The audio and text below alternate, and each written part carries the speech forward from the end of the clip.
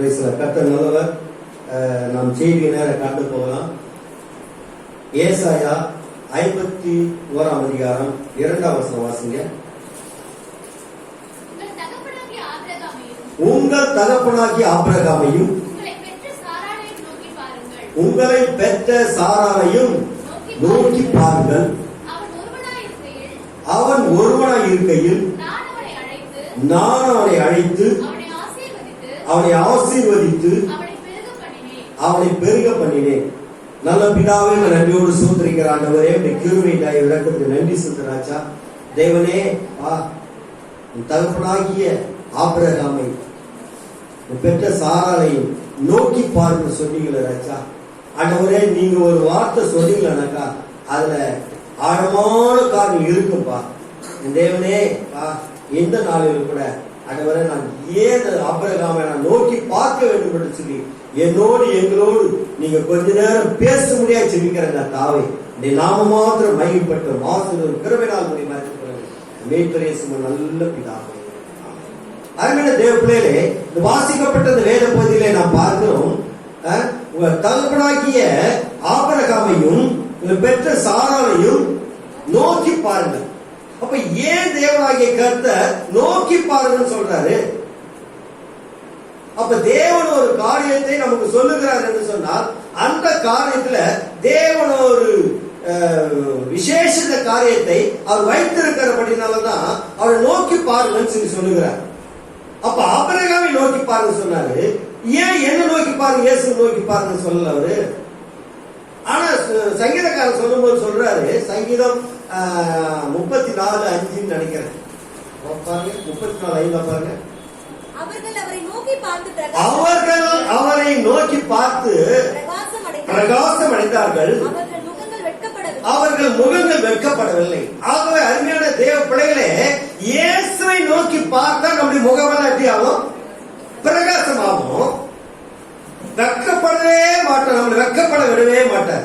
ஏன்னா இயேசுவை எந்த முகம் நோக்கி பார்க்கிறதோ அந்த முகமெல்லாம் பிரகாசிக்கும், அந்த முகமெல்லாம் வெட்கப்படவே வெட்கப்படாது. ஏன் சொன்னாக்கா சங்கீதக்காரன் அதை அனுபவித்தபடினால சங்கீதக்காரன் சொல்றான், அவரை நோக்கி பார்த்து அவரும் பிரகாசம் அடைந்தார்கள், அவருடைய முகங்கள் வெட்கப்படவில்லை.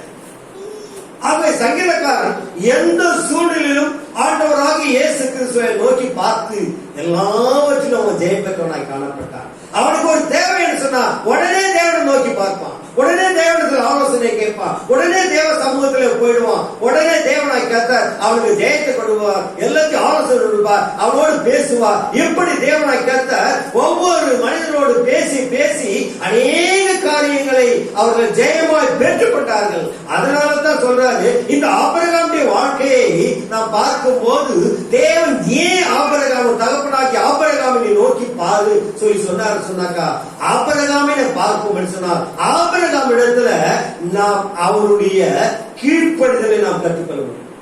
ஆபிரகாம் இடத்துல அவருடைய கீழ்ப்படிதலை கற்றுக்கொள்ள முடியும். அவரிடத்துல காணப்பட்ட விசுவாசத்தை நாம் கற்றுக்கொள்ள முடியும். ஆகவேதான் சொல்றாரு, உன் தகப்பனாகி ஆபிரகாம் என்ன பண்ணு, நீ நோக்கி பாருன்னு சொன்னாரு. ஆகவே அருமையான தேவ பிள்ளைகளே, இப்படி ஆபிரகாமுடைய வாழ்க்கையில தேவன் அவனோடு பேசிக் கொண்டிருந்தார், தேவனோடு அவன் பேசிக் கொண்டிருந்தான். அதனால கர்த்தர் ஆபிரகாமை சொல்லும் போது என் சிநேகிதனாகிய ஆபிரகாமே சொல்றாரு. அப்புறம் ஆபிரகாம் தேவனுக்கு சிநேகிதனாய் மாறிவிட்டாங்க. ஒரு சிநேகிதன் என்ன சொன்னா, ஒவ்வொரு நாள் அவங்களோடு பேசி பேசி பழகி அவனோடு இடைப்படுகிறவர்கள், அவனோடு உறவாடுகிறவர்கள் தான் சிநேகிதன் சொல்லுவாங்க. என்னைக்கடா உன்னை பார்த்து ஹாய் சொல்லிட்டு போட்ட சிநேகிதன் சொல்லுவாங்களா? இல்ல, ஒவ்வொரு நாள் அவரோடு பேசி பழகி இவங்களுடைய இருதயத்தில் அவங்களோட சொல்லுது, அவங்களுடைய இருதயத்துல இவங்களோட சொல்லுது, அப்படி பேசி பேசி பழகினாதான் அவங்க எப்படி ஆவாங்க? சிநேகிதர் ஆவாங்க. அந்த சிநேகிதரை குறித்த உலகத்தார் சொல்லுவாங்க. என்ன சொல்லுவாங்க சொன்னாக்கா, உன்னை பத்தி நான் தெரிஞ்சுக்கணும்னு சொன்னாக்கா யார கேட்கணும்? உன் நண்பனிடத்துல போய் கேட்க சொன்னோம். அப்போ ஒரு நண்பனிடத்துலதான் இருதயத்தை எல்லாவற்றையும் நம்ப முடியும், சொல்ல முடியும். கூட பிறந்தவங்களால கூட நம்ப மாட்டாங்க, இருக்கிற நமக்கு இருதயத்தில் இருக்கு சொல்ல மாட்டாங்க. ஆனா யாரிடத்துல மாத்திரம் சொல்லுவாங்க? நண்பன், அதாவது சிநேகிதன் சொல்ல முடியும். ஆகவே இந்த சிநேகிதனை எப்படி தேவனாய் கர்த்தர் ஆபிரகாம் சிநேகிதனாகி ஆபிரகாம் சொல்லும் போது ஆபிரகாம் தன்னுடைய இருதயத்தில் இருக்கிற எல்லாவற்றையும் தேவனுக்கு எல்லாம் பண்றான். அப்படியே வெளிப்படையா சொல்றான். சோதம் குமாராவை தேவன் அழிக்கணும் சொல்லிட்டு சொல்லும் போது இந்த சோதம் குமாரால யார் இருக்கிறது? லோத், அவனுடைய சகோதரர் இருக்கிறான். அது லோத்த எப்படியாயும் அந்த குடும்பத்தை பாதுகாக்கணும் சொல்லிட்டு தேவ சமூகத்துல இந்த ஆபிரகாம் அவன் பேசுற தேவனோட உறவாடுகிற காரியத்தை நாம் பார்க்கிறோம். அவன் என்ன சொல்றான்? ஒரு 50 நீதிமான் இருந்தா அதை நீங்க அழிக்க மாட்டீங்களா சொல்லி அவன் கெஞ்சத்தை பார்க்கிறோம். அவர் என்ன சொல்றாரு? 50 நீதிமான் தான் நான் பண்ண மாட்டேன், நான் அழிக்க மாட்டேன். அப்ப 45 நீதிமான் இருந்தா அப்போ நான் பண்ண மாட்டேன், அழிக்க மாட்டேன் சொல்லு. அடுவரே 40 நீதிமான் தான் அழிப்பீங்களா? 40 நீதிமான் கூட அழிக்க மாட்டேன். அப்ப எந்த அளவுக்கு பேசிட்டு இருக்கா பாத்தீங்களா? அப்ப மறுபடியும் சொல்றான், ஆண்டவரே 30 நீதிமான் இருந்தா. அதுக்கப்புறம் ஆண்டவர் கோபம் ஆராதிருப்பதாக. அந்த காரியத்தை நாம் பார்க்கும் போது எந்த அளவுக்கு தேவனுக்கு அவனுக்கும் ஒரு நெருக்கம் இருக்கு பாத்தீங்களா? அப்ப தேவனுக்கு அவனுக்கும் ஒரு நெருக்கம், அதாவது தேவனோடு பேசி பேசி பழகி அவன் தேவனோடு உறவாடி கொண்டே இருக்கிறான். இப்படி தேவனோடு யார் யார் பழகுகிறார்களோ, தேவனோடு யார் யார் பேசுகிறார்களோ, தேவனோடு யார் யார் அடிக்கடி கடைசி வச்சு அவரோடு இடைப்படுகிறார்களோ அவர்கள் எல்லாரும் தேவனுக்கு எப்படி ஆயிடுவாங்க? சிநேகிதாய் மாறிடுவார்கள்.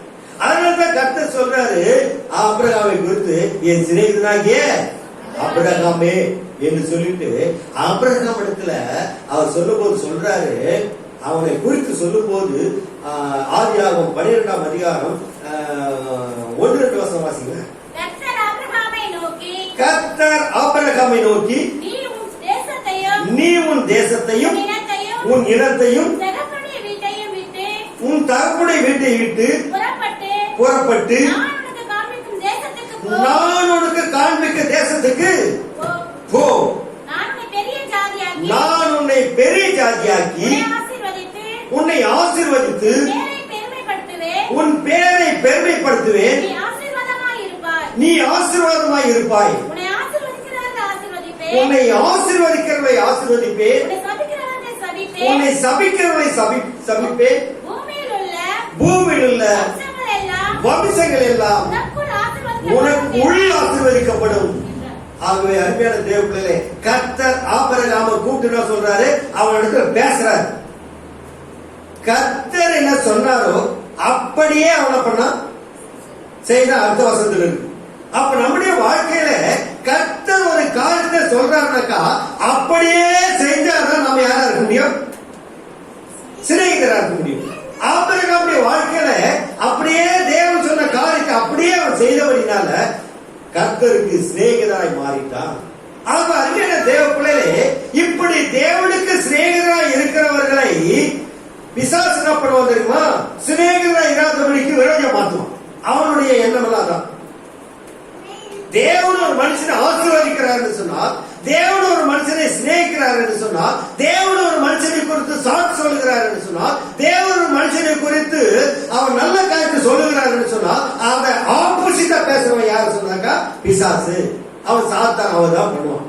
ஆக அருமையான தேவ பிள்ளைகளே, இந்த ஆபிரகாமுடைய வாழ்க்கையில நாம் பார்க்கும் போது இந்த 2வது வசனத்துல அவர் சொல்றாரு 12:2 நான் உன்னை பெரிய ஜாதியாக்கி உன்னை ஆசீர்வதித்து உன் பேரை பெருமைப்படுத்த போது சார். அவர் என்ன சொல்றாரு? உன்னை ஆசீர்வதித்து உன் பேர் என்ன பண்ணுவேன்? உன் பேரை பெருமைப்படுத்துவேன். உன் பேரை எல்லா இடத்துலயும் என்ன பண்ணுவேன்? நான் உச்சரிப்பேன். உன் பேரை நான் என்ன பண்ணுவேன்? அதை அப்படி எல்லா ஜனங்களும் கேள்விப்படத்தக்கதாக உன்னை வாழ்க்கையிலே உன் பெயரை நான் பெருமைப்படுத்துவேன் சொல்லிட்டாரு. ஆனால் தேவனாகிய கர்த்தர் ஒவ்வொரு கர்த்தருடைய பிள்ளைகளையும் என்ன பண்ணாரு? அவருடைய பெயரை சொல்லி ஆபிரகாமின் என்னுடைய சிநேகிதன் சொல்றாரு. பெருமைப்படுத்துறாரா இல்லையா? என் சிநேகிதனாகிய ஆபிரகாமே. அப்ப தேவன் ஒரு காரியத்தை ஆபிரகாமுடைய வாழ்க்கையில சொன்னாரு, உன் பேரை பெருமைப்படுத்துவேன்னு சொன்னாரு. ஆனால் அப்படியே அவனை என்ன பண்ணாரு?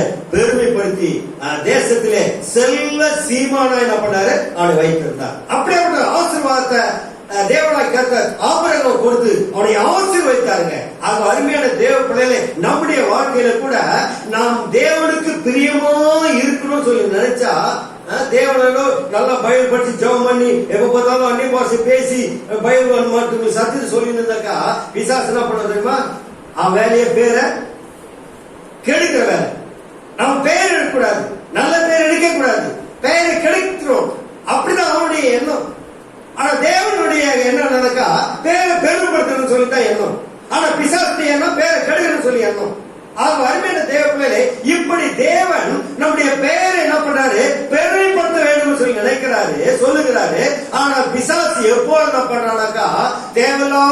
பொய்ய சொல்லி சொல்லி சொல்லி சொல்லி பேர் என்ன பண்ணிடுறான், கெடுத்துறான். அவ அருமையான தேவ பிள்ளைகளே, இப்படி அது யாருடைய கூட்டாளியா மாறுகிறானாக்கா, சாத்தானுடைய கூட்டாளியா மாறுகிறான் பொய் சொல்லுகிறவர்கள். ஆனால் தேவன் என்ன சொல்றாரு, பேரை பெருமைப்பட்டு நினைக்கிறாரு. பிசாசு என்ன பண்றானாக்கா, அவன் எப்படியாவது ஒரு ஆள் தேவை அவனுக்கு எடுத்துக்கினாக்கா பேர் கெடுத்துக்கு. இப்படி அநேக சூழ்நிலையில பரிசுத்தவானுடைய பெயரை கெடுப்பதற்கு எப்போதும் அவன் பண்றான், வலை தேடி சுற்றி திரிந்து கொண்டு இருக்கிறான். இப்படிதான் இந்த யோபுடைய வாழ்க்கையில யோபை குறித்து தேவன் சொல்றாரு. யோபை குறித்து சொல்லும் போது பூமியில் அவனை போல ஒருத்தர் கூட கிடையாது. யார் சொல்றது? தேவனே சொல்றாரு. யார்கிட்ட சொல்றாருனாக்கா மனுஷனிட சொல்லல, சாத்தானுக்கு சொல்றாரு. யோபு 1:8 வாசிங்களேன். கர்த்தர் சாத்தானை நோக்கி, என் தாசனாகிய யோபு மீது கவனம் வைத்தாயோ, உத்தமனும் சன்மார்க்கனும் தேவனுக்கு பயந்து பொல்லாப்புக்கு விலகுமாகிய அவனை போல பூமியில ஒருவனும் இல்லை. நம்மளை பார்த்து சொல்லுவாரா? சொல்லுங்க. தேவன் பேர் என்ன பண்றாரோ பெருமைப்படுத்துறாங்க. இந்த யோபுடைய பேரை தேவனை கர்த்தர் பெருமைப்படுத்துறாரு. எப்படி பெருமைப்படுத்துறாருனாக்கா, அவனை போல பூமியில ஒரே ஒருத்தனும் கூட இல்ல அப்படி கர்த்தர் சொல்றாரு. ஆனா சாத்தானா சொல்ற தெரியுமா? சாத்தானா சொல்ற வாசிமா, அதற்கு சாத்தான் கர்த்தருக்கு பின்னுத்தமாக யோபு விருதமா தேவனை பின்பற்றுகிறான். நீர் அவனையும் அவன் வீட்டையும் அவன் உண்டான எல்லாவற்றையும் சுற்றி வேலையடிக்கவில்லையா? அது அருமையான தேவ பிள்ளைகளே, தேவனாகி கர்த்தர் ஒவ்வொரு பரிசுத்தவானும் பரிசுத்தவான்களையும் சுற்றி என்ன பண்ணி வச்சிருக்கிறாரு, வேலி எடுத்து வச்சிருக்கிறாங்க. இந்த வேலி நமக்கு தெரியல, யாருக்கு தெரியுது? சாத்தான் ஒருவனுக்கு தான் தெரியுது. அவன் குற்றப்படுத்துறான் பாருங்க. ஏன் உன்னை அவன் பின்பற்றான், ஏன் உன்னை உறுதியா பற்றி பெற்றுக் கொள்கிறான் என்று சொல்லி அவன் பிசாசு கர்த்தரிடத்துல அவன் தர்க்கிக்கிற காரியத்தை நாம் பார்க்கிறோம். ஆகவே அருமையான தேவ பிள்ளைகளே, என்னதான் சாத்தான் சொன்னாலும் கூட கர்த்தர் ஒரு பரிசுத்தவான் மீது நம்பிக்கை வைத்தார்னா அது அப்படியே உறுதியா இருப்பாருங்க. அப்படி உறுதியா இருந்தபடினால்தான் யோபு சொல்றான், அவன் யார் என்ன சொன்னாலும் அவனுடைய உத்தமத்தை என்ன பண்ணல, பின்வாங்கவே இல்லைங்க. அவனுக்கு வந்து பிரச்சனைகள், அவனுக்கு வந்து போராட்டங்கள், அவனுக்கு வந்து பலவீனங்களை பார்த்தா இந்த பூமியில யாருக்கும் அப்படிப்பட்ட பிரச்சனை வரல. இந்த பூமியில யாருக்கும் இல்லை, எந்த கிறிஸ்துவும் கிடையாது, யாருக்குமே கிடையாது. ஒரே நாள்ல 10 பிள்ளைங்க என்ன பண்ணிட்டாங்க, மறிச்சு போயிட்டாங்க. அவனுடைய ஆடு மாடுகள் ஒட்டகம் எல்லாம் என்ன போச்சு, ஏர் மாடு எல்லாமே போச்சு. அவன் வீடே அழிந்து போச்சு. அது இல்லாத அவனுடைய சரீரத்துக்குள்ள என்ன பண்ணுது, வியாதி வந்தது. இந்த சூழ்நிலையில் கூட அவன் வாயை திறந்து உதடுகளினால தேவன் என்ன பண்ணல, தூஷிக்கவில்லை. இந்த சூழ்நிலையில் தான் கர்த்தர் சொல்றாரு, பூமியில அவனை போல ஒரே ஒரு தேவன் பெருமைப்படுத்துற. பாத்தீங்களா, என்னுடைய தாசனாகிய யோபை போல பூமியில ஒரே ஒரு இல்ல. அந்த தேவனாகி கர்த்தர் ஒவ்வொரு கர்த்தருடைய பரிசுத்தவான் பிள்ளைகளுடைய பேரை அவர் பெருமைப்படுத்துகிற தேவன், அவருடைய பேரை நிலைநிற்கப்படுகிற தேவன் யோபுக்கு சொல்றாரு. ஆனா என்னதான் சாத்தான் செய்தாலும் கூட யோபுடைய வாயிலிருந்து வருகிற வார்த்தையை பாத்தீங்களா? யோபு 13:15 யோபு சொல்லுவார் காரியத்தை உண்மையாகவே ஒவ்வொரு பரிசுத்தவான் உச்சரிக்கும் போது உண்மையாக தேவனா கேட்ட ஒவ்வொரு வாழ்க்கையில ஜெயத்தை கொடுக்க தேவனா இருக்கார். வாசிக்கிற வசனத்தை, அவர் என்னை கொன்று போட்டாலும் அவர் மேல் நம்பிக்கையா இருப்பேன். யாருன்னு சொல்ல முடியுமா? வந்த வேதனைகள், சோதனைகள், பிரச்சனைகள் அவரை கொன்று போட்டாலும் அவர் மேல தான் என்ன பண்ணுவேன், நம்பிக்கை இருப்பேன். மனைவி சொல்ற, ஏன் இன்னும் நீ உயிரோடு இருக்கிற, தேவனை தூஷித்து ஜீவனை விட சொல்ற, செத்துப்போ. சாதாரண செத்துப்போன்னு சொல்ல, என்ன பண்ணுமா? இதுதான் சாத்தானுடைய சூழ்ச்சிய. சாத்தான் ஒரு மனுஷனை ஆட்கொண்டு அவங்க மூலமா பேசுறது, அவங்க மூலமா பேசி நீ ஏன் இன்னும் உயிரோடு இருக்கிற, தேவனை தூஷித்து ஜீவனை விடு சொல்றான். ஆனா யோபுடைய இருதயத்தின் உள்ள அவருடைய வார்த்தை வருது, அவர் என்னை கொன்று போட்டாலும் அவர் மேலதான் நான் என்ன பண்ணுவேன், நம்பிக்கையா இருப்பேன்.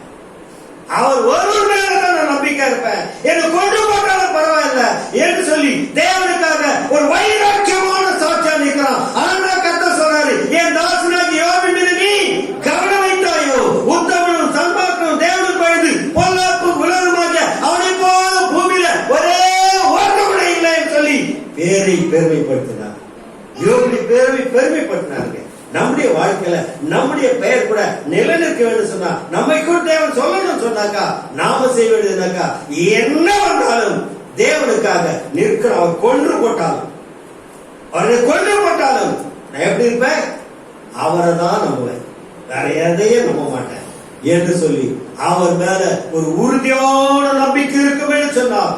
தேவன் நம்ம ஒவ்வொருவரையும் அப்படியே நிலைநிறுத்த தேவனா இருக்கிறார். அதே போல சாத்ராக் மேஷக் ஆபேத்நேகோவை கூப்பிட்டு பார்க்கும்போது, அந்த தேசத்திலே சாத்ராக் மேஷக் ஆபேத்நேகோவை எப்படியாவது அவங்களை சிக்க வைக்கணும்னு சொல்லிட்டு அவங்க விரோதமா எழுப்பினார்கள்.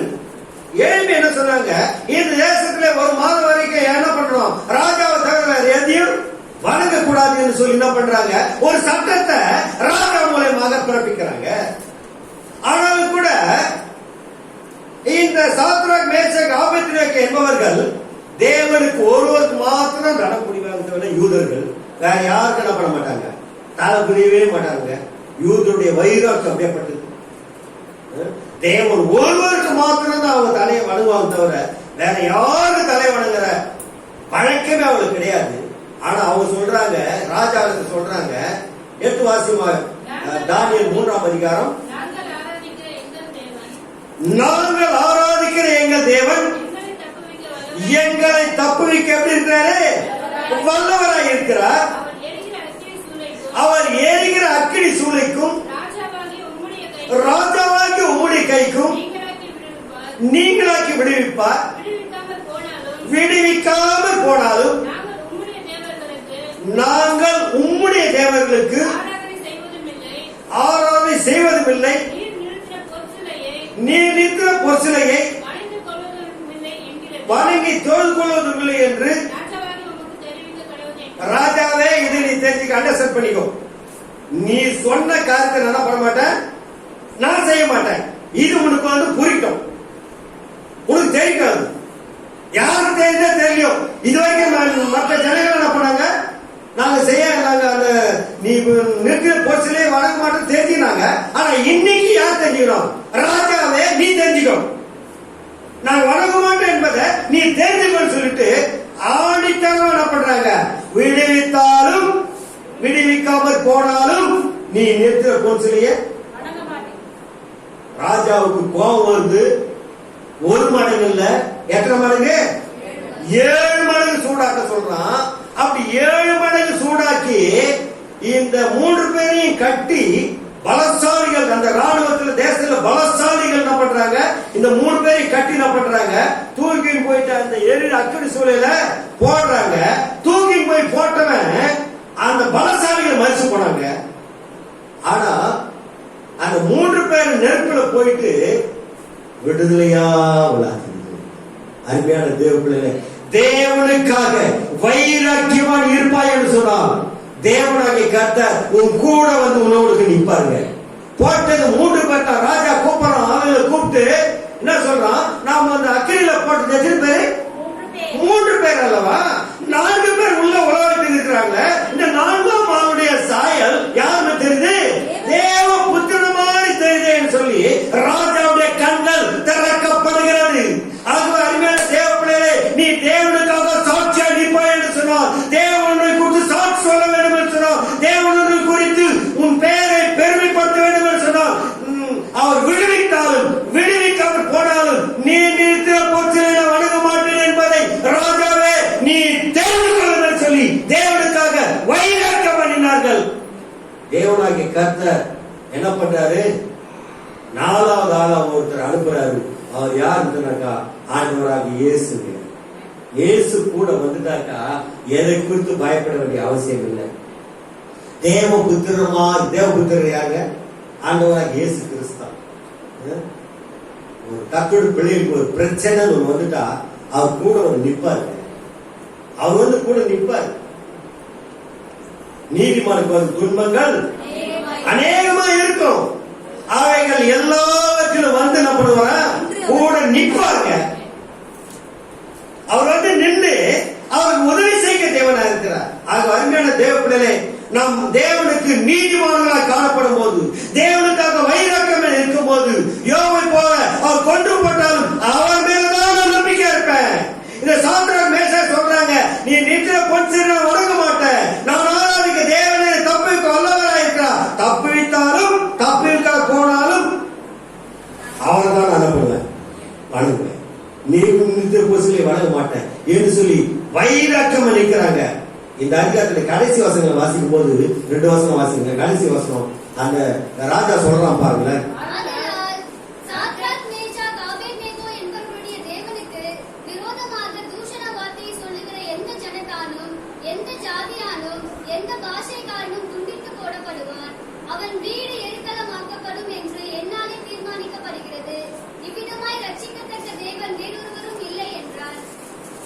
அருமையான தேவ பிள்ளைகளே, அந்த ராஜா சொல்றான். அதுக்கு மேல வசந்த வாசிங்கள. அப்போது நேபுகாத்நேச்சார் வசனித்து சாத்ராக் மேஷாக் ஆபேத்நேகோ என்பவருடைய தேவனுக்கு ஸ்தோத்திரம் வராத வாயில என்ன வருது? என்ன வருது? ஸ்தோத்திரம் வருதுங்க. எப்படி வருது? நீ தேவனுக்காக நிற்பாய் என்று சொன்னார், நீ தேவனுக்காக வைராக்கியமா இருப்பான்னு சொன்னார். சொல்லாத வாயை என்ன பண்ணும்? தேவனை சோதரிக்கும், தேவனை உயர்த்தும். அவர் வாசிமா, அவர்கள் தங்களுடைய தேவனை தவிர ஒரு தேவனை சேவித்து பணியாமல் அவரையே நம்பி ராஜாவுடைய கட்டளையை தள்ளி சரீரங்களை ஒப்பு கொடுத்தபடினால அவர் தம்முடைய தூதனை அனுப்பி தம்முடைய தாசர். அருமையான தேவ பிள்ளைகளே, இப்படி தேவனுக்காக வைராக்கியம் பாராட்டுகிறவர்கள், தேவனுக்காக நிற்கிறவர்களை தேவனாய் கர்த்தர் அவர் பேர் என்ன பண்ணுவாரு? பெருமைப்படுத்துவார்கள். அந்த பேரை உயர்த்தி வைப்பார். அந்த ராஜா சொன்னான், சாத்ராக் மேஷாக் ஆபேத்நேகோ என்பவர்கள் ராஜாவுடைய கட்டளை உடனப்படல, கீழ்ப்படியாதபடிக்கு அவர்கள் தேவனை மாத்திரம் அவர் மகிமைப்படுத்தபடினால, தோது கொண்டபடினால தூதன் அனுப்பி அவர் பாதுகாத்தார்.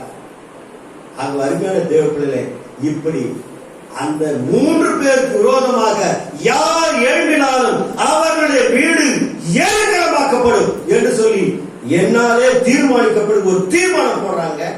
அது பரிசுத்தவானே பரிசுத்தவட்டே, நீ தேவனுக்காக நீ வைராக்கியமா இருப்பாய் என்று சொன்னார். பலவிதமான அந்த சபைகளில நீ சிக்கிக்கொண்டு நீ இருப்பாய் என்று சொன்னார். தேவன் கூட நிற்க மாட்டாரு. நீ தேவனுக்காக வைராக்கியம் நின்னுப்பாரு, தேவன் உன்னோடு கூட வருவாரு, உன்னோடு நிற்பாரு, உன் அதிசயம் காணப்படுவாரு. இந்த வருடம் கொடுத்த ஆசீர்வாதத்தை, இந்த வருடம் கொடுத்த இந்த வாக்குதாத்தத்தை உன்னுடைய வாழ்க்கையில அவர் நிலைநிறுத்தப்படுகிற தேவனாய் காணப்படுகிறாருங்க. அவங்க அருமையான தேவ பிள்ளைகளே, நம்முடைய வாழ்க்கையில தேவனுக்காக நீ வைராக்கியமா இருப்பாய் என்று சொன்னா தேவன் உன் கூட வந்து நிற்பாரு. எப்படிப்பட்ட சூழ்நிலை இருந்தாலும் தேவன் கூட வந்து நின்று உன்னை ஆசீர்வதிக்க தேவனா இருக்கிறார். அது அருமையான தேவ பிள்ளைகளே, உன் பேரை பெருமைப்படுத்தி உன்னை ஆசீர்வாதமா வைப்பேன்னு சொன்னாரு. ஆசீர்வாதம் வச்சாரா இல்லையா? ஆகவே தேவனுடைய இருதயத்துல நாம் என்ன பண்ணனாக்கா, நாம் இடம் பிடித்துக் கொள்ள வேண்டும். தேவனுடைய இருதயத்தில் இடம் பிடிக்கிற ஒவ்வொரு பிள்ளைகளையும் தேவனாய் கர்த்த ஒரு ஆசீர்வதிக்க தேவனாய் இருக்கிறாங்க. அவர் அருமையான தேவ பிள்ளைகளை தாவீதை குறித்து பார்க்கும்போது, தாவீதை குறித்து ஆண்டவராக இயேசு சொல்லும் போது அவர் சொல்றாரு, என்ன சொல்றாரு? என் இருதயத்துக்கு ஏற்ற. கர்த்தர் ஒவ்வொரு மனுஷனை குறித்து அப்படியே என்ன பண்றாருனாக்கா கரெக்டா தெரிஞ்சு வச்சுட்டு ஒவ்வொரு பத்தி அவர் சொல்றான் என் இருதயத்துக்கு ஏற்றம். நம்முடைய வாழ்க்கையில நம் கர்த்தருடைய இருதயத்துக்கு ஏற்றலா இருக்கிறோமா, இல்ல மற்றவருடைய இருதயத்தை எப்படியாவது காவல் பண்ற மாதிரி இருக்கிறோமா? கர்த்தர் மாத்திரம் இருதயத்துல நீங்க பற்றி பிடித்துக் கொண்டீங்கன்னாக்கா கர்த்தர் எந்த சூழ்நிலையும் வாழ்க்கையில உங்க உயர்த்துவாங்க. தாவீதுடைய வாழ்க்கையில அவன் சொல்றான், ஆடைகள் பின்னால என்ன பண்ணிருந்தேன், நான் போயிட்டு இருந்தேன், கர்த்தர் என்ன பண்ணாரு, ராஜாவாய் மாற்றினார். ஆகவே இந்த தாவீது வாழ்க்கையில தான் அவர் சொல்றாரு, தாவீது என் இருதயத்துக்கு.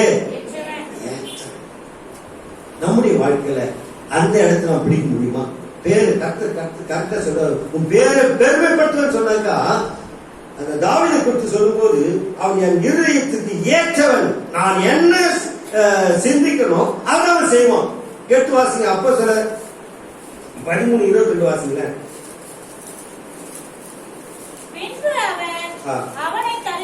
அவனை தள்ளி தாவீதை அவர்களுக்கு ராஜாவை ஏற்படுத்தி ஈசாயின் குமாரனாகிய தாவீதை தன் இருதயத்துக்கு ஏற்றவனாக கண்டு எனக்கு சித்தமானவைகளை எல்லாம் அவன் செய்வான் என்று அவனை குறித்து சாட்சியும் கொடுத்தார். அங்கே தேவ பிள்ளைகளே, எனக்கு சித்தமானவன் அவன் என்ன பண்ணுவான்? அவன் செய்வான். அவனுக்கு சித்தமானது இல்ல, கர்த்தருக்கு எது சித்தம், கர்த்தரை எது பிரியம், அவன் கர்த்தரை பிரியப்பட்டவனாய் காணப்படுவாங்க. அதனால்தான் அவன் என் இருதயத்துக்கு ஏற்றவன் சொல்லிட்டு கர்த்தர் சொல்றாரு. நம்முடைய வாழ்க்கையில நாம் கர்த்தருடைய இருதயத்துக்கு ஏற்றவனாய் காணப்பட வேண்டும் என்று சொன்னால் அவருடைய சித்தத்தின்படி செய்வதாக காணப்படும்.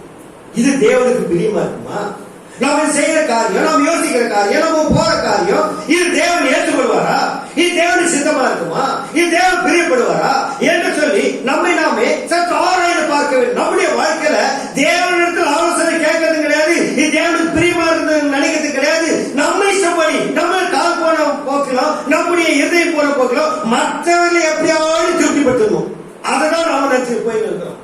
ஆனா தாவீது அப்படி இல்ல, மற்றவர்கள் திருப்திப்படுத்தது இல்ல, கர்த்தரை எப்படியாக பண்ணோம், அவன் திருப்திப்படுத்த வேண்டும், அவனுடைய சித்தத்தை நாம செய்யணும் என்று சொல்லி தாவீது தேவனை பிரியப்படுத்தினாங்க. அப்படி தேவனை பிரியப்படுத்தினபடினால்தான் கர்த்தரை சொல்றாரு, என் இதயத்துக்கு ஏற்ற. நம்முடைய வாழ்க்கையில கூட நாம் அவருடைய இருதயத்துக்கு ஏற்றவர்களாக, அவர் இருதயத்துல நம்ம ஏற்றுக்கொள்வது போல நம்முடைய வாழ்க்கை, நம்முடைய ஜீவியம், நம்முடைய பரிசுத்த வாழ்க்கை காணப்பட வேண்டும். ஏன்னு சொன்னா அவருடைய இருதயத்துல நாம் இடம் பிடிக்க வேண்டும். அந்த இருதயத்துல இடம் பிடிச்சிட்டோம்னு சொன்னாக்கா யாராலும் ஒண்ணு நம்மளை பிரிக்கவே முடியாது. அவர் நம்மளை பத்தி சொல்லணும். ஆபிரகாம் சொன்னேன், சிநேகிதனாகி ஆபிரகாம் சொன்னாரு. யோபு சொல்லும் போது பூமியில் அவனை போல ஒருவன் சொன்னாரு. தாவீது சொல்றாரு, என் இருதயத்துக்கு ஏற்றவன். நாம எப்படி இருக்கிறோம்? இருதயத்துக்கு ஏற்றவனா இருக்கிறோமா, இல்ல தேவனை வசனப்படுற மாதிரி இருக்கிறோமா, தேவனை இருதயத்தை புண்படுத்துற மாதிரி இருக்கிறோமா? நம்மை நாம சற்று ஆராய்ந்து பார்க்க வேண்டும். இந்த தாவீது சொல்றான், அவன் ஒரு ஜெபம் பண்ணும் போது அவன் சொல்ற காட்டா சங்கீதம் 139 கடைசி வசனம் வாசித்து பார்க்கலாம். தேவனே என்னை ஆராய்ந்து என் இருதயத்தை அறிந்து கொள்ளும், என்னை சோதித்து என் சிந்தனைகளை அறிந்து கொள்ளும், வேதனை உண்டாக்கும் வழி என்னிடத்தில் உண்டோ என்று பார்த்து நித்திய வழியிலே என்னை நடத்தும். ஆக அருமையான தேவ பிள்ளைகளே, இந்த தாவீது தேவ சமூகத்துல அறிக்கை அறிக்கையை தான் நம்ம வாசிக்கிறோம். அவன சொல்றா, தேவனே என்ன பண்ணுங்க, என்ன ஆராய்ச்சி பாருங்க, என்ன பண்ணுங்க, சர்ச் பி லார்ட் இங்கிலீஷ்ல என்ன பண்ணுங்க, நீங்க என்னை ஆராய்ந்து என்ன என் சிந்தனைகள் என்ன பண்ணுங்க. அது நம்மளுடைய சிந்தனை என்ன பண்ணிப்போம். தாவீது சொல்றான், என் சிந்தனை என்ன பண்ணுங்க, அதை ஆராய்ச்சி பாருங்க. என் சிந்தனையில நீங்க விரும்பாத வேற எதையாவது என் சிந்தனைக்குள்ள இருக்குதா, நீங்க ஏற்றுக்கொள்ளாத ஆள் யாராவது உங்க சிந்தனைக்குள்ள இருக்கிறாங்களா, என் நினைவை பாருங்க, என் சிந்தனை பாருங்க. அப்ப தாவீது என்னை ஏற்றமா எப்படின்னாக்கா, எப்படியாவது தேவனை மாத்திரம் என்ன பண்ணணும், நாம் பிரியப்படுத்தணும். நாம யாரை பிரியப்படுத்திக் கொண்டிருக்கிறோம், நம்முடைய சிந்தனையில யார் இருக்குது, தேவன் விரும்பாத ஆள் யாரா இருக்கா என்று சொல்லி நம்மை நாம சற்று ஆராய்ந்து பாருங்க. ஏன் என்று சொன்னால் என் இருதயத்துக்கு ஏற்றவன் என்று சொல்லி தாவீது சொல்றாருன்னு சொன்னா, ஏன் சொல்றாரு, அவன் அறிக்கை பாத்தீங்களா, தேவனே என்னை ஆராய்ந்து என் இருதயத்தை. அப்ப இருதயத்தில் என்ன இருக்கு எனக்கு தெரியுமா, எனக்கு தெரியுமா தெரியாது. ஆனா யாருக்கு தெரியும், அவன் ஒருவருக்கு தெரியும். ஆனா தாவீது சொல்றான், தேவனே என்னை ஆராய்ந்து என் இருதயத்தை அறிந்துக்கணும், என்னை சோதித்து என்ன பண்ணும், என்னை சோதித்து என் சிந்தனைகளை அறிந்துக்கணும். ஒவ்வொரு கர்த்தருடைய பிள்ளைகளையும் ஸ்கேனிங் மிஷின் எடுத்து போயிட்டு வைக்கணும். இப்போ யாருக்காக ஏதாவது பிரச்சனை சொன்னா, தலையில பிரச்சனை சொன்னா, இல்ல வயிறு பக்கம் ஆட்ல பிரச்சனை சொன்னா, நாம என்ன பண்றோம்னாக்கா ஸ்கேன் பண்ணி பாக்குறோம். ஸ்கேன் பண்ணி பார்த்து ரிப்போர்ட் கொடுத்துறாங்க. அது ரிப்போர்ட் பார்த்த உடனே எப்போ ரிப்போர்ட் வரப்போகுது, என்ன வரப்போதும், நார்மல் வரப்போதா, இல்ல ஏதாவது ப்ராப்ளம் வரப்போதா சொல்லி என்ன பண்றோம், அங்கெல்லாம் இருக்கிறோம். அந்த ரிப்போர்ட் வாங்கிட்டா கூட அது நமக்கு சரியா புரியல சொல்லி எங்க எடுத்து போறோம், டாக்டர் எடுத்து போயிட்டு அவர்கிட்ட ஆலோசனை கேட்டு என்ன பண்றோம், அது மாதிரி செய்யணும். தாவீது சொல்றாரு, ஆண்டவரே நீங்க என்ன பண்ணுங்க, என்னை சோதித்து என் சிந்தனைகளை பண்ணுங்க, அறிந்து பண்ணுங்க. அப்ப ஒவ்வொரு சிந்தனைக்கு நேரம் இந்த ஸ்கேனிங் மிஷின்ல சிடி ஸ்கேன்னாக்க தலையை பார்க்குது, அப்படிதானே, தலையை பார்க்குது. இந்த சிடி ஸ்கேன் எடுத்து வந்து நம்முடைய சிந்தனைக்கு வச்சுட்டு கர்த்தர் நம்மள சிந்தனையை சோதித்து பார்க்கிறார். என்னென்ன சிந்தித்துக் கொண்டு இருக்கிறோம், நம்முடைய சிந்தனைகள் எப்படி இருக்கு சொல்லி பாருங்க. ஆனா ஸ்கேனிங் மிஷின் என்ன பண்ணாது, நம்ம சிந்திக்கிறது அது தெரியாது. ஆனா தேவன் வச்சிருக்க ஸ்கேனிங் மிஷின் இருக்குல்ல, தூரத்தில் என்ன பண்ண ஒவ்வொரு சிந்தனைகளை அவர் அறிந்திருக்கிறாருங்க. எல்லாரும் தெரியும், ஏ டு Z. ஸ்கேனிங் மிஷின்ல நம்மளை கொண்டு போயிட்டு ட்ரக்ஸோட உள்ள என்ன பண்றாங்க, அனுப்புறாங்க. ஆனா நாம் ஆராதிக்க தேவன் நம்மளை எப்படி பார்க்கிறான்னு சொன்னா, நம்ம ட்ரெஸ்ஸோட பார்க்கல, அப்படியே நம்மள எப்படி பார்க்கிறான்னு சொன்னாக்கா நிர்வாணமா இருக்கு அப்படியே பார்க்கிறாரு. நம்முடைய எல்லாவற்றையும் என்ன பண்றாரு, அவர் ஆராய்ந்து பார்த்து கொண்டு இருக்கிறாங்க. ஆகவே நம்முடைய சிந்தனைகளை தேவ சமூகத்துல நம்ம என்ன பண்ணோம், ஆண்டவரே சிந்தனைகளை என்ன பண்ணுங்க நீ அறிந்து கொள்ளுங்க. இன்னைக்கு தேவ சமூகத்துல அவரு ஆராய்ச்சிப்படியா வந்து இருக்கிறோம், அவருடைய சரீரத்தோடு ஐக்கியப்பட போறோம், ரத்தத்தோடு ஐக்கியப்பட போறோம். இன்னைக்கு தேவ சமூகத்துல என்ன சொல்லுங்க, ஆண்டவரே என் சிந்தனையில கொஞ்சம் என்ன பண்ணுங்க, கொஞ்சம் பாருங்கப்பா. நீ விரும்பாததாக இருந்தா தயவு செய்து இப்ப எடுத்துருக்கான்னு, நீங்க அருவருக்கிற காரியராக இருந்தா உங்களுடைய சரீரத்தோடு ஐக்கியப்பட போறேன், ரத்தத்தோடு ஐக்கியப்பட போறேன், என் சிந்தனையில் இருக்கிறது என்ன பண்ணுவீங்க, எடுத்துருங்க என்று சொல்லி தேவ சமூகத்துல நாம் அறிக்கையிட வேண்டும். இப்படி அறிக்கையிட்டாக்கா கர்த்தர் சொல்லுமா, என் இதயத்துக்கு ஏற்றவர், என் இதயத்துக்கு ஏற்றவர் என்று சொல்லி கர்த்தர் நம்மளை குறித்து என்ன பண்ணுவார், நல்ல பேர் எடுக்க தேவ சமூகத்துல பேரை பெருமைப்படுத்தணும். அவன் பேரை பெருமைப்படுத்தணும் சொன்னாரு. ஒவ்வொரு பேரையும் தேவனாய் கர்த்தர் அப்படியே உயர்ந்து உயர்ந்து காண்பித்துக் கொண்டே வந்தாருங்க. இன்னும் ஒரு மனுஷன் குறித்து நாம் பார்த்து நாம் முடிச்சிடலாம். மோசையை குறித்து பார்க்கும் போது கர்த்தர் மோசையை குறித்து என்ன சொல்றாரு, என் வீட்டிலேங்க உண்மை எப்படிப்பட்டவன், உண்மை எந்த அளவுக்கு மோசே உண்மையில நான் காணப்பட்டான் தெரியுமா, ஏன் அந்த காட்ட சொல்றா தெரியுமா, அவனுக்கு விரோதமா என்ன பண்றாங்க, அவன் கூட பிறந்த சகோதரியே என்ன பண்றாங்க தெரியுமா, அவனுக்கு விரோதமா எழுந்தாங்க. நம்ம குடும்பத்தோட நமக்கு விரோதமா நம்ம கூட பிறந்தவங்க எழுப்புவாங்க, விரோதமா வருவாங்க. ஆனால் கூட கர்த்தர் அவருக்கு பிரியமான வாழ்ந்துட்டா, அவரை மகிமைப்படுத்தி வாழ்ந்துட்டா, வசனத்தின்படி வாழ்ந்துட்டாக்கா, என்னுடைய தாசன் எப்படியாப்பட்டா தெரியுமா, என் வீட்டிலேருந்து எப்படியாப்பட்டவன், அவன் உண்மை இல்லவன். அப்படி உண்மையுள்ள நீ என்ன பண்ணாத, தேவையில்லாத காத்து சொல்லாத என்று சொல்லி கர்த்தர் நமக்காக அவனுக்கு விரோதியா மாற்றுவார். எப்போ உண்மையுள்ளவராய் காணப்படும். இந்த மோசையுடைய வாழ்க்கையில மோசைக்கு விரோதமாக அவருடைய சகோதரி என்ன பண்றாங்க, எழுப்பி என்ன பண்றாங்க, கொஞ்சம் ஆளை சேர்த்துக்கிட்டு மோசையோட கூட தான் தேவன் பேச முடியுமா, எங்களோட பேச முடியாதா என்று சொல்லி என்ன பண்றாங்க, வாக்குவாதம் பண்றாங்க. கர்த்தர் அதை கேட்டுட்டு இருந்தாரு. வாசிமா எடுத்து, எத்தியோப்பிய தேசத்து ஸ்திரியை மோசே விவாகம் பண்ணதுனால மீரியாமும்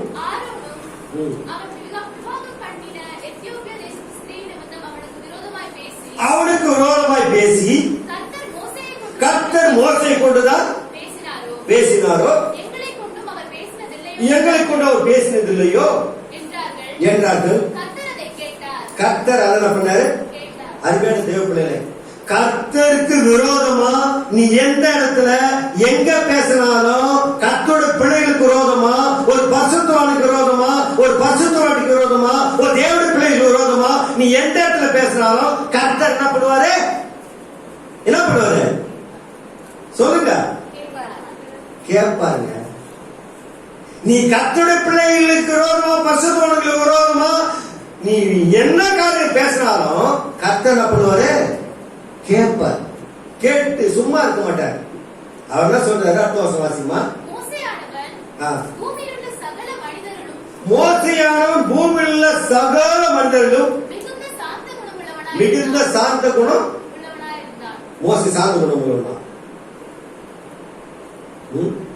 கர்த்தர் சாட்சி சொல்றாங்க. ஒரு மனுஷனை பற்றி கர்த்தர் சொல்றாருன்னா அவனை எல்லா காரியத்தையும் என்ன பண்ணுவாரு? அலசி ஆராய்ந்து பார்ப்பாரு. அவனை குறித்து சொல்லும் போது பூமியில் உள்ள வாசிமா சகல மனிதர்களும் மிகுந்த சாந்தம் உள்ளவன். அப்போ மோசை குறித்து என்னென்ன காரியம் சாந்தம் உள்ளவன் சொல்றாரு? வீட்டிலேங்கும் உண்மையில சொல்றாரு. அப்ப எப்படியாப்பட்ட நல்ல பேர் எடுத்துக்கிறான் பாருங்க மோசே. நம்முடைய வாழ்க்கையில இப்படி பேரை நாம் பெருமைப்படுத்துகிற தேவன் முன்பாக நாம் வாழ்ந்து கொண்டு இருக்கிறோம். ஆகவே நம்மை குறித்து தேவனாக சொல்லுவாரா? அவர் மிகுந்த சாந்தம் உள்ளவன் சொல்லுவாரா? இல்ல என் வீட்டிலேக்கு உண்மையில சொல்லுவாரா? நாம் எவ்வளவு உண்மை பேசுறோம், எவ்வளவு போய் பேசுறோம் வீடுகளில? தேவனுடைய செவிகள் போவாரா? தேவனுடைய காதுகள் போகாதா? சற்று நம்மை நாமே ஆராய்ந்து பார்க்க வேண்டும். ஆகவே நம்மை நாமே சோதித்திருந்தால் நாம் நியாயத்திற்க படும். சோதித்து பார்க்கிற நேரத்துக்கு நேராக நாம் கடந்து வந்திருக்கிறோம். நம்மை நிதானித்து பார்க்க நேரத்துக்கு நேராக கடந்து வந்திருக்கிறோம். தேவன் நம்மை குறித்து அவர் சொல்லுவாரா? மிகுந்த சாந்த குணம் உள்ளவர். பூமியில் அவனை போல மிக சாந்த குணம் யாரும் இல்லை. என் வீட்டில் எங்க விடப்பட்டவங்க ஒண்ணும் இல்லை. அப்படி சாந்த குணம் உள்ளவன் உண்மையோடு பத்தி நீ குறை சொல்லிக் கொண்டிருக்கிறாயா என்று சொல்லி கர்த்தர் அதை கேட்டாங்க. நம்முடைய வீடுகளில் பரிசுத்தவான்களை குறித்து பேசிக் கொண்டிருக்கிற காரியத்தை கர்த்தர் என்ன பண்ணாரு?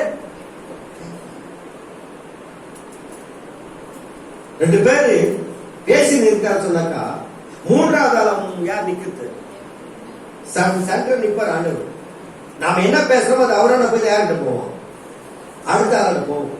அதனால எந்த சூழ்நிலையிலும் நாம் பேசுகிற வார்த்தைகளை குறித்து எப்படி இருக்கணும்?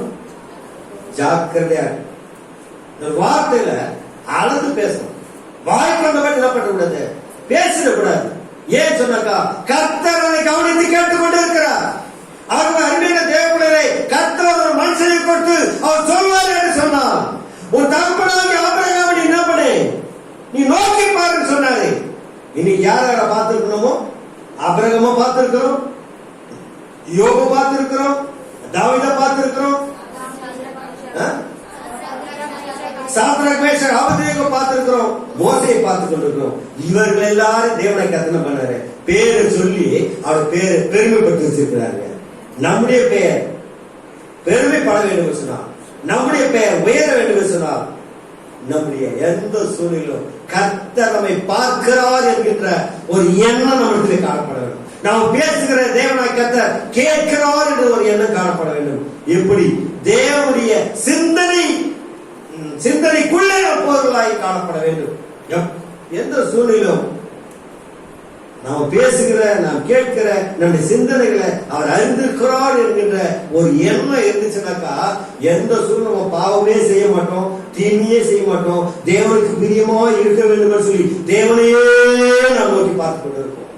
அது வருமையான தேவ பிள்ளை, இந்த கடைசி நாட்களில் வாழ்ந்து கொண்டு நம்முடைய வாழ்க்கையில நாம் தேவனை மாத்திரம் பிரியப்பட்டிருங்க, தேவனுக்கு மாத்திரம் இடம் கொடுத்துருங்க. நம்முடைய பெயரை கூட தேவனை கர்த்தர் என்ன பண்றாரு? பெருமைப்படுத்த. ஆபிரகாமுடைய பெயர் சொன்னார், நான் உன்னை ஆசீர்வதித்து உன் பேர் என்ன பண்ணுவேன்? பெருமைப்படுத்த. ஏன் நம்மளும் செய்ய மாட்டாரா?